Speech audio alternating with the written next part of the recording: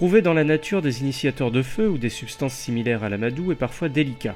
On peut alors contracter une sorte d'assurance à chaque fois qu'on allume un feu. Le coton carbonisé est la solution tout indiquée.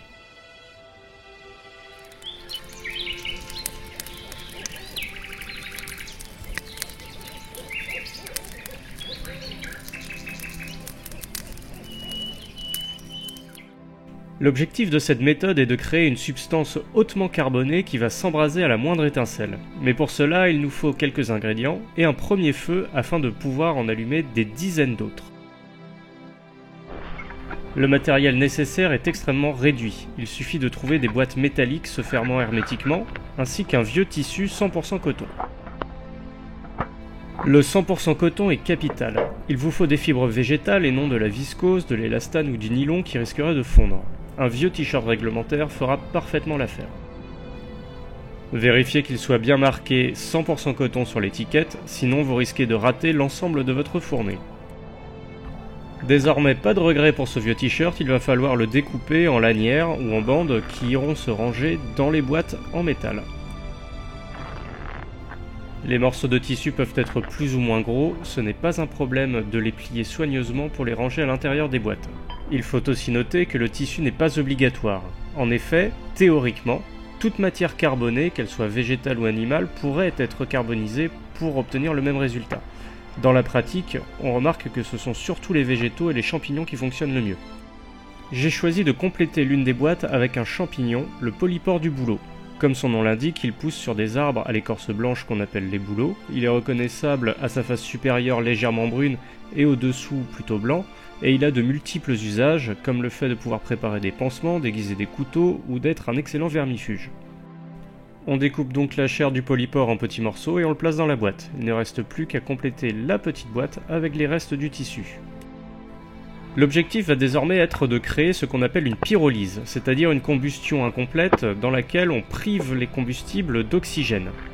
Pour cela, nous avons nos boîtes hermétiques, mais on va commencer par réaliser un feu.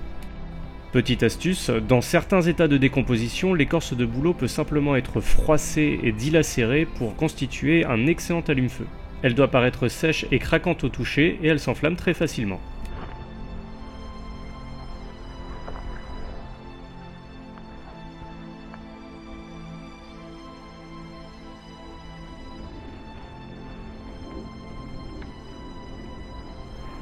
Maintenant que votre feu est bien établi, il va falloir terminer la préparation des boîtes. Pour cela, on les referme hermétiquement et il faut juste aménager un tout petit trou au sommet.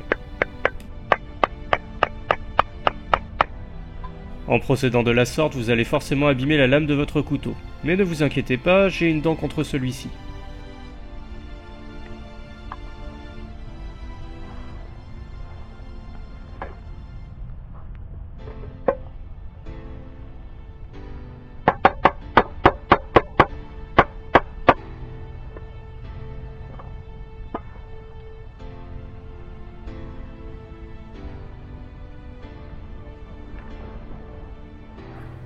Tous les ingrédients sont réunis, on peut désormais passer à la cuisson. Pour cela, il suffit de déposer les boîtes directement sur le feu ou sur le lit de braise. Lorsque vous avez un foyer de taille modeste comme celui-ci, il ne faut pas hésiter à rajouter du bois par-dessus les boîtes.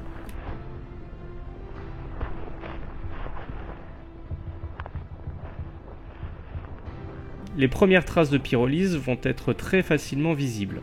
On va voir de la fumée s'échapper par les trous localisés sur le sommet des boîtes. Cette fumée peut éventuellement s'enflammer lorsque la température augmente encore plus. C'est très joli à regarder, mais pas de panique, c'est tout à fait normal. Profitez donc du spectacle.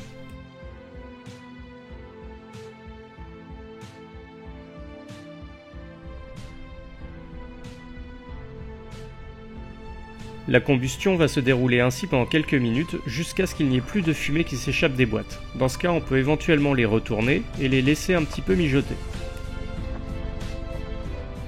Après un aller-retour et lorsqu'il n'y a absolument plus aucune fumée qui sort des boîtes, on peut les extraire des braises. Même si vous êtes extrêmement impatient de voir le résultat, laissez la boîte refroidir en dehors des flammes. Je vous rappelle qu'elle y a passé plusieurs minutes.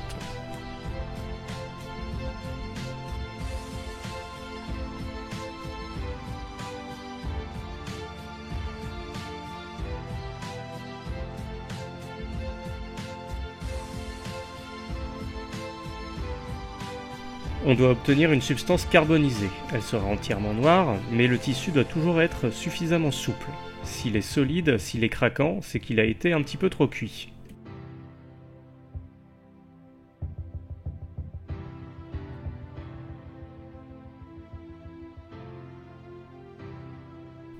Il est désormais temps d'éteindre le feu et d'aller voir ce qu'a donné le reste de la combustion. Le polypore du bouleau tout blanc s'est mué en de petits fragments solides noirs. On aurait pu procéder de la même façon avec d'autres champignons, comme par exemple le classique amadouvier. Vous pouvez constater qu'en une seule combustion, on a réussi à obtenir une bonne quantité de coton carbonisé. Voyons à quoi ça peut nous servir désormais.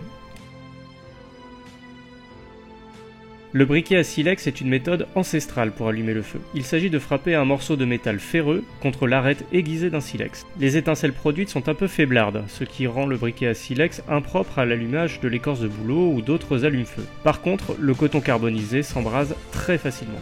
Il va continuer à se consumer ainsi pendant quelques minutes, ce qui laisse le temps de le placer dans un nid fibreux et de souffler dessus pour produire des flammes.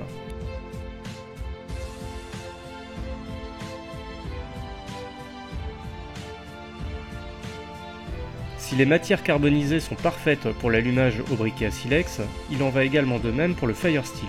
Le polypore du bouleau carbonisé s'embrase également très facilement, il va conserver cette braise pendant de longues minutes et on peut donc le placer au sein d'un nid fibreux pour obtenir des flammes également. Le coton et les autres matières carbonisées, ce sont un peu des assurances. À chaque fois qu'on allume un feu, on peut en produire et ça facilite amplement le travail pour allumer les prochaines flammes. Si cette vidéo vous a plu, si vous avez appris des choses, n'hésitez pas à vous abonner à ma chaîne YouTube ou à laisser un commentaire. Vous pouvez également me rendre visite sur la page Facebook Nature Aventure Survie ou sur le blog. J'ai également l'honneur et le privilège de vous retrouver tous les 2 mois dans le magazine Survival.